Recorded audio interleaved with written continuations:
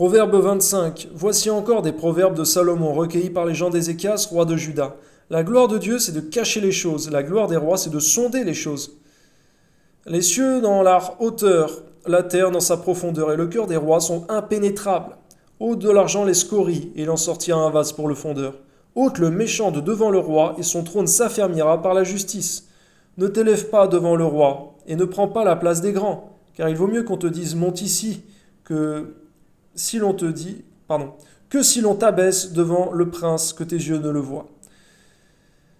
Donne-nous d'être humbles, Seigneur, garde-nous de nous élever nous-mêmes ou d'être orgueilleux, Seigneur, ou présomptueux, Amen. Ne te hâte pas d'entrer en contestation, de peur qu'à la fin tu ne saches que faire, lorsque ton prochain t'aura outragé. Défends ta cause contre ton prochain, mais ne révèle pas le secret d'un autre, de peur qu'en l'apprenant, il ne te couvre de honte, et que ta mauvaise renommée ne s'efface pas. Comme des pommes d'or sur des ciselures d'argent, ainsi est une parole dite à propos. Comme un anneau d'or et une parure d'or fin, ainsi pour une oreille docile est le sage qui réprimande. Comme la fraîcheur de la neige au temps de la moisson, ainsi est un messager fidèle pour celui qui l'envoie. Il restaure l'âme de son maître.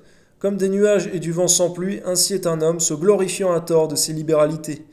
On voit là, Seigneur mon Dieu, malheureusement, Ézéchias qui se glorifie à tort de ses richesses, et tout lui a été dépouillé par la suite. Tout lui a été volé. Garde-nous, Seigneur, de nous vanter, Seigneur mon Dieu, des biens matériels, Seigneur. Amen. Par la lenteur à la colère, on fléchit un prince, et une langue douce peut briser des os. Si tu trouves du miel, n'en mange que ce qui te suffit, de peur que tu n'en sois rassasié, que tu ne le vomisses. Mets rarement le pied dans la maison de ton prochain, de peur qu'il ne soit rassasié de toi et qu'il ne te haïsse. Merci pour toutes ces paraboles qui nous font comprendre, Seigneur, des choses plus profondes, spirituelles ou morales. Que ton nom soit béni, Seigneur mon Dieu, de tout faire avec mesure. Amen. Comme une massue, une épée, une flèche aiguë, ainsi est un homme qui porte un faux témoignage contre son prochain. Comme une dent cassée et un pied qui chancelle, ainsi est la confiance en un perfide au jour de la détresse. Ôter son vêtement dans un jour froid, répandre du vinaigre sur du nitre, c'est dire des chansons à un cœur attristé. Pourquoi de nous réjouir avec ceux qui se réjouissent et de pleurer avec ceux qui pleurent? Si ton ennemi a faim, donne-lui du pain à manger. S'il a soif, donne-lui de l'eau à boire. Car ce sont des charbons ardents que tu amasses sur sa tête, et l'Éternel te récompensera.